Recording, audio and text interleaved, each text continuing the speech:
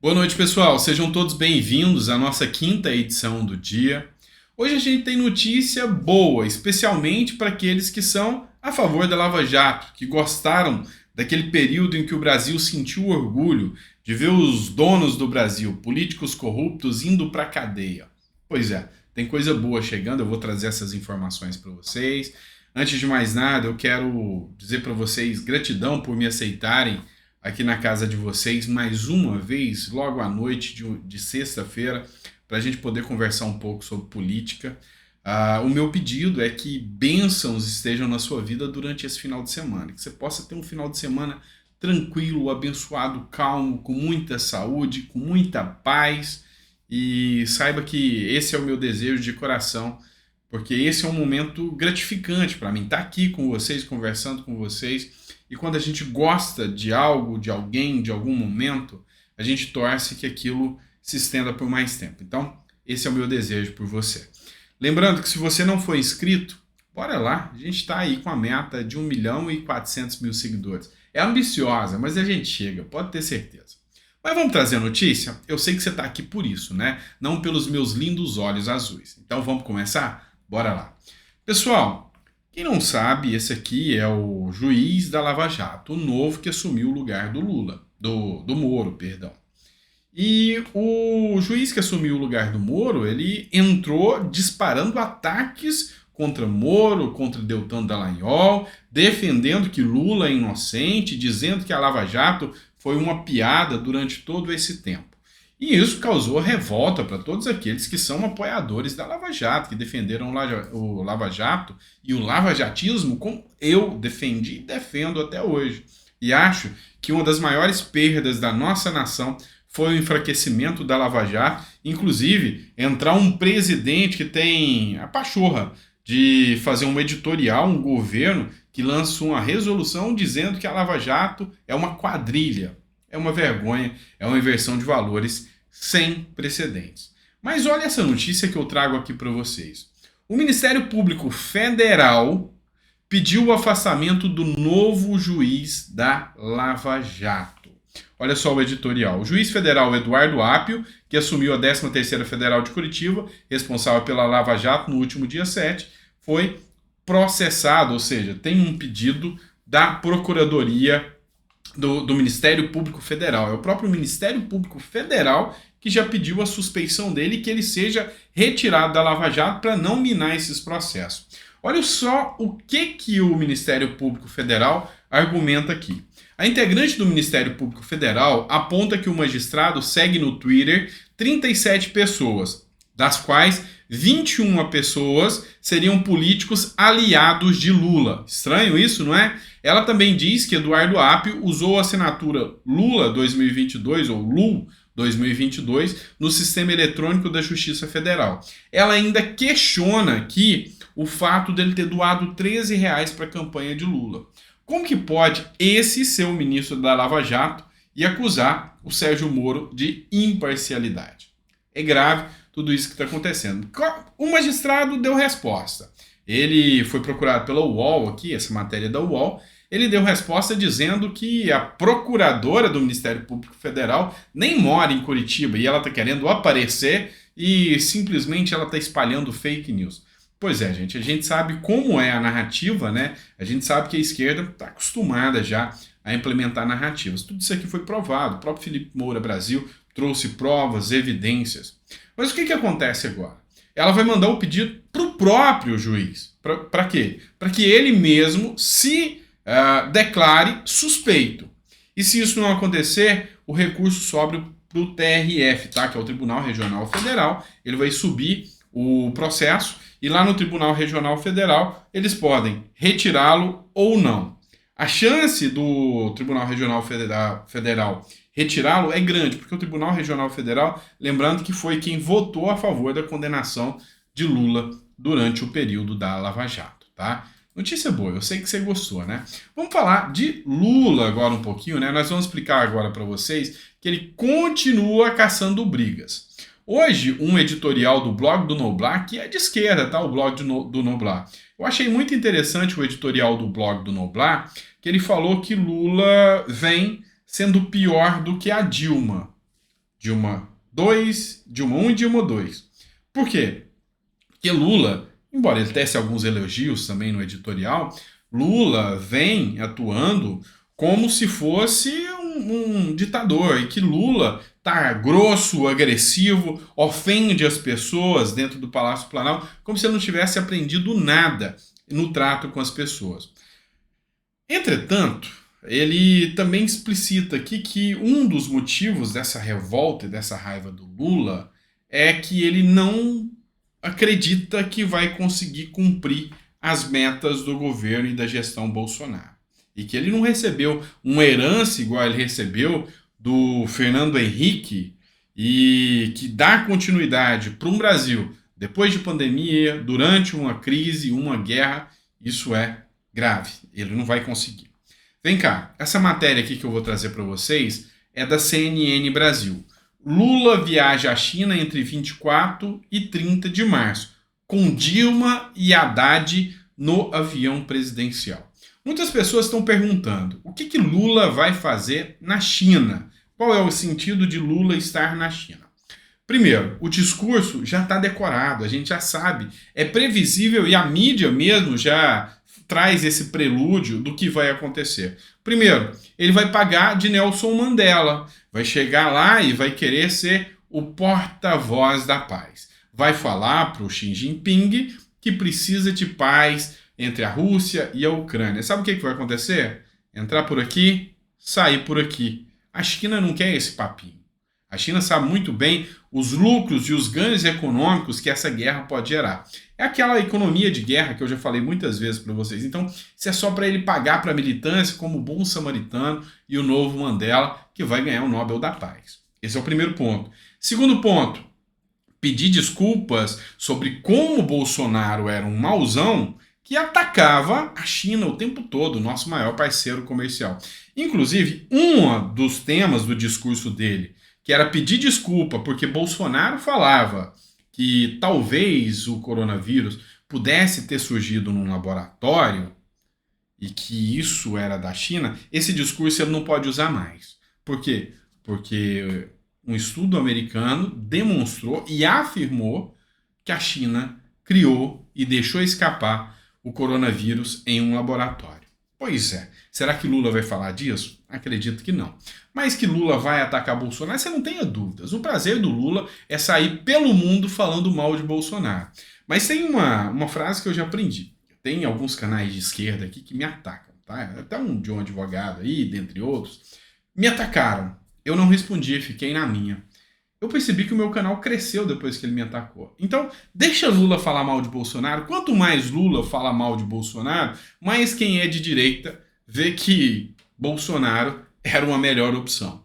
Vamos lá, pessoal. Bora ver essa matéria aqui da Folha de São Paulo. Isso aqui é impagável, tá? Impagável a quantidade de gente defendendo isso aqui. E agora eles dizem que isso aqui é bom do ponto de vista social. Postos de combustível já vendem gasolina por R$ 8,49. 8,49. E adivinhe, num dos estados que tem a gasolina mais barata do Brasil. Outra matéria, outro editorial que eu trouxe para você dar uma analisada, traz que em alguns postos, por exemplo do Amapá, algumas bombas já estão batendo quase R$10. Mas aí vão falar que a política do Bolsonaro não estava dando certo, que ele só fez isso durante o período eleitoral para se eleger, né? Pois é, deixa eu mostrar uma coisa para vocês. Os aumentos de gastos do governo Lula já começaram estourando, e muito, as possibilidades de ter um controle fiscal. Então eles vão precisar ter aumento de arrecadação. E aí quem vai pagar? O mais pobre. Quem vai pagar é quem usa mais a gasolina. E para mim tem que ser ou mau caráter, mentiroso ou desinformado para dizer que o aumento do preço dos combustíveis não impacta no mais pobre, que não impacta no preço dos alimentos, que não impacta no transporte público, que não impacta para aquele que tem o seu carrinho velho que usa para fazer o seu trabalho. Isso chama-se hipocrisia, pode ter certeza. Vamos lá, tem mais matéria chegando para vocês. Lula deu uma declaração de que ele vai indicar, provavelmente, o Zanin para o STF. Essa matéria aqui é do CNN. Lula disse: se eu indicasse o Zanin ao STF, todo mundo compreenderia que ele merece. Foi o que disse Lula. Primeiro ponto. Vocês sabem quem é Zanin? O que ele fez para merecer uma vaga no STF? Foi o advogado de Lula, foi quem defendeu Lula, foi quem fez a defesa de Lula até chegar no STF, onde as acusações que eram contra Lula fossem retiradas. Ou seja, onde o processo fosse considerado incompetente, o Moro considerado incompetente. Quando eu falo incompetente, não é do ponto de vista de trabalho, é do local, tá? Então eles entenderam que o lugar não era Curitiba e o Moro era incompetente. Então, com base nisso, o Zanin conseguiu que Lula pudesse concorrer às eleições. Muita gente fala, e no mundo jurídico circula que o argumento, não desfazendo do mérito do Zanin, de forma alguma, até porque a gente tem que ter ética profissional, mas existem aqueles que falam que não foi a peça, não foi a defesa do Zanin que foi a justificativa plausível, não foi o mundo jurídico que devolveu Lula os seus direitos políticos para que ele pudesse concorrer às eleições. Mas há quem diga que o interesse do STF em colocar Lula com Alckmin na presidência é o que deu o voto de Minerva, e o voto, a sentença do STF, a decisão, o acórdão do STF, para liberar Lula. Ou seja, o pessoal fala que aqui não foram os argumentos do Zanin, foi o momento em si. Mas enfim, segundo Lula, ele vai indicar o seu advogado e esse é o mérito suficiente para que ele possa ser o novo ministro do STF. Inclusive, uma outra matéria do Metrópolis, ela fala o seguinte: lá em Brasília, o Zanin já é tratado como um ministro, tá? Olha só, dá uma pesquisada aí no jornal Metrópolis que você vai ver. Segundo eles, Zanin, quando está andando, o pessoal cumprimenta ele: oi, ministro, tudo bem? Já como ministro, como dado como certo. Nessa queda de braço, parece que o Alexandre de Moraes, que queria o Salomão, que é o ministro do STJ, perdeu. E também o ministro do STF, me fugiu o nome dele agora, que estava com o pessoal do MST lá, tá? O Lewandowski, lembrei, Lewandowski queria indicar o seu assessor, parece que ele perdeu a queda de braço, e Lula já anuncia que vai ser o Zanin. Ou seja, Lula, acostumado já a emparelhar STF, PGR, porque não vai mais indicar em lista tríplice, e eu vou falar sobre isso com vocês. Então ele faz avaliações aqui de encher tudo que ele puder de petista para proteger ele, que é um verdadeiro absurdo. Esse negócio de ficar um presidente indicando ministro do STF não tem nada a ver, deveria ser voto, tá? Ou concurso, e o prazo no máximo de 8 anos. É o que está correndo aí, um processo que vem, um projeto de lei de emenda à Constituição, que vem ganhando força e era o mais justo, mais moral que o brasileiro poderia ter. O problema é que no Brasil a moral não é tão importante assim. Mas nem tudo são coisas ruins, não. Eu já trouxe a notícia boa para quem defende o Lava Jato. Agora eu trouxe pelo menos uma notícia boa também na economia, tá? Porque a gente está tendo só pancada, né? Olha só essa matéria aqui que foi publicada pelo UOL Carros, tá? E essa aqui eu tinha visto e eu gostei. A gigante chinesa entra em acordo e assumirá a fábrica fechada da Ford na Bahia. A última fábrica da Ford no Brasil, que ainda estava em destino, terá um novo dono, e ele é chinês.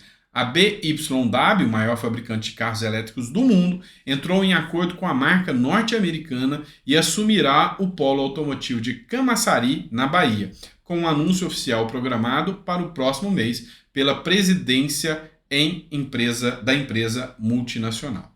Pois bem, tem muita gente falando: beleza, o Lula conseguiu. Não, vamos lá, vamos entender. Isso aqui é interesse comercial, não foi Lula que foi atrás, foi uma negociação entre a Ford e a BYD, tá? Então não é um mérito do Lula.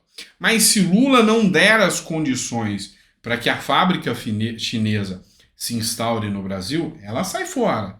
Então, nesse ponto, eu estou aqui para fazer uma análise imparcial. Nesse ponto, tá, tomara que a coisa ande bem e que Lula crie os mecanismos e o ambiente suficientemente favorável para que os chineses montem a fábrica aqui. Por ser ideologicamente alinhado com Lula, por ser uma fábrica chinesa, eu acredito que isso vai acontecer. É bom sinal, não é sinal ruim não, é uma boa notícia. Vamos lá, e Lula? Lula tá como? Morrendo de medo. Morrendo de medo de quê? Disso aqui, dá uma olhada nessa matéria do CNN. Federação entre União Brasil, tá? E PP avança. E com isso, partidos cobiçam relatoria do orçamento. Vamos entender. Hoje, qual é o partido com maior bancada do Brasil? Partido Liberal, Partido Bolsonaro. Qual é a segunda? É o partido do Lula, PT. Mas peraí, terceiro e quarto lugar, quem são? Progressistas, do Arthur Lira. E o União Brasil, do Bivar. Se União Brasil e o PP se juntarem, e lembrando que esses partidos têm mais uma visão de centro-direita. Ele é centrão, mas é mais centro-direita. Eu mesmo conheço vários parlamentares do União Brasil. É mais centro-direita. O enfraquecimento do Lula é inevitável. E eles cobiçam aqui controlar, inclusive, o orçamento. Isso vai enfraquecer o Lula. Por que vai enfraquecer o Lula? Porque o Lula usa dinheiro público para comprar parlamentar. E isso aqui, com o orçamento na mão de um partido como União e como Progressistas, a chance do Lula perder a força aqui é gigantesca. Você imagina que o Lira vai querer entregar o poder do orçamento todinho na mão do PP, do PT? De forma alguma. Então, assim, por mais que você tenha suas aversões ao Lira, nesse momento a gente pode ver o Lira como um mal necessário, tá? A gente pode ver o Lira como um mal necessário. E Lula tá como? Continua caçando briga. Dessa vez o Lula caçou briga com a ABIN mais uma vez. Essa matéria aqui é do jornal Metrópolis, grande e angular, tá? Que é a Lília Tarran e a Isadora Teixeira que fazem esse editorial. Indicações de Lula para a ABIN geram indignação na agência. A União dos Profissionais de Inteligência de Estado da ABIN, Intelis, reivindica que a agência seja chefiada por profissionais próprios. Não bastasse o Lula tirar a ABIN, a Agência Brasileira de Inteligência, do Exército, ele também colocou a ABIN na mão dos políticos, tá? Do Rui Costa. Isso aí tá pegando mal demais. E agora o que ele fez? Ele pegou delegados da Polícia Federal e esses delegados são quem vão controlar a ABIN agora, a Associação Brasileira de Inteligência. E quem é membro da ABIN está revoltado. Por quê? Porque nem o controle técnico da ABIN, são pessoas que não têm nada a ver com a ABIN, não têm nem conhecimento técnico. Mas qual que é o mérito desses delegados da ABIN? Delegados da Polícia Federal que virão para a ABIN? Serem petistas. Então, isso está gerando uma revolta. E mais uma vez, Lula vem caçando briga com a ABIN. E a gente sabe que servidor insatisfeito é um tiro no pé, né? Então, os servidores públicos da ABIN insatisfeitos podem deixar de passar informações adequadas para o Lula, vão se sentir perseguidos, a coisa pode ficar ruim para o lado do Lula. Ainda falando sobre a questão da gasolina, eu ia colocar junto, mas eu quis mostrar essa charge aqui para vocês, que eu achei bem interessante, tá? Da revista Oeste, tá? Ela faz o seguinte, um cara visivelmente de esquerda, com um adesivo do Lula no carro, para e pergunta: por que essa gasolina tá tão cara?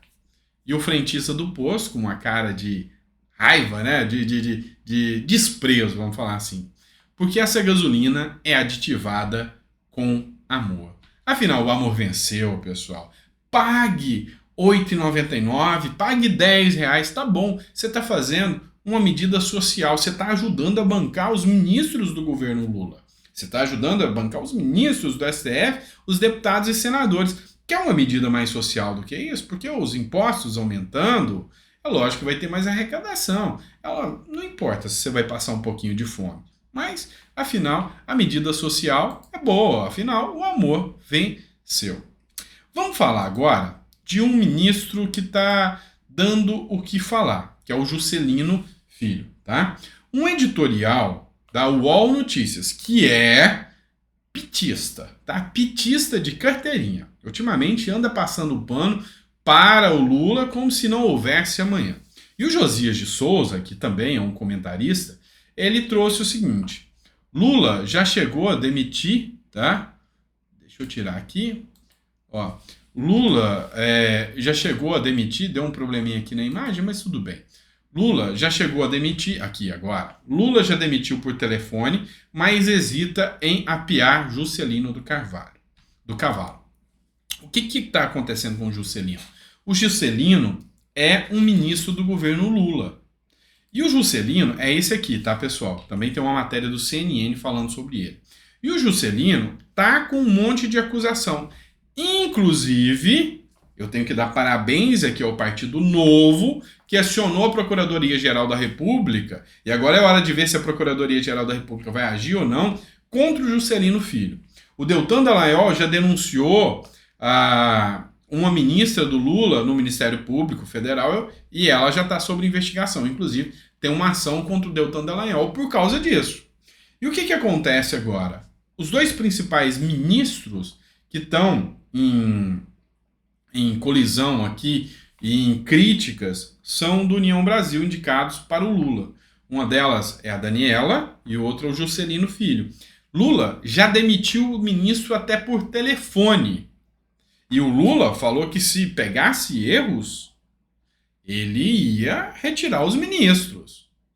Acontece que esses dois, ainda mais depois daquele anúncio, lembra que eu acabei de anunciar para vocês que o PP e a União vão se juntar e se tornar talvez o maior partido? Se esses dois ministérios caírem, Lula vai ter uma perda imensurável, gigante, gigante. E aí, meu amigo, a queda do Lula é inevitável. Lula não vai conseguir fazer nada. Lula está fazendo o governo Dilma 3. Porque quem assumiu agora não foi nem o Lula, foi a Dilma. Até as falas dele estão parecidas com a Dilma. E o que aconteceu com a Dilma? Impeachment. Então, Lula está numa sinuca de bico. Lula nunca imaginou que o jogo ia ser tão difícil agora em 2023 e pensava que poderia ter as mesmas regras de 2002, lá quando ele entrou pela primeira vez, que ia dar tudo certo. Não, o mundo já está de olho no Lula, o mundo já sabe quem é Lula, o discurso de homem super honesto já não cola mais, o mundo está de olho no Lula, as redes sociais estão de olho no Lula, os partidos, os deputados estão de olho no Lula, e se ele não conseguir apresentar um projeto econômico rápido, a queda dele é iminente. E ele recuar agora de retirar um ministro tão sujeito a polêmicas só mostra o quanto ele está fraco diante do Congresso Nacional e o quanto ele teme perder o apoio do União Brasil. Beleza, pessoal? Quem ficou, muito obrigado. Não vou estender muito essa sua sexta-feira à noite. 23 minutos de vídeo aqui. Coloca, se ficou até o final, coloca aí os temas que você quer que eu aborde com você para a gente poder trazer essas pautas aqui, estar conversando com vocês. É muito importante, tá bom? Obrigado por tudo, é uma gratidão estar aqui com você e você está me recebendo. Se você puder ajudar o nosso canal, eu peço a você que entra na descrição aqui, ó, tem o nosso e-book, 20 regras para a vida. Esse e-book tá sensacional, muita gente que leu, gostou, traz 20 frases que marcaram a minha vida. É a forma que você pode me ajudar a financiar o canal aqui, tá bom? Um grande abraço, fica com Deus e, lembrando, tá? Coisa boa chegando. A gente está trabalhando aqui para estabelecer um curso e a gente está tentando trazer com uma universidade americana para vocês. Um curso sobre política liberal, tá? Ou seja, sobre a direita no Brasil.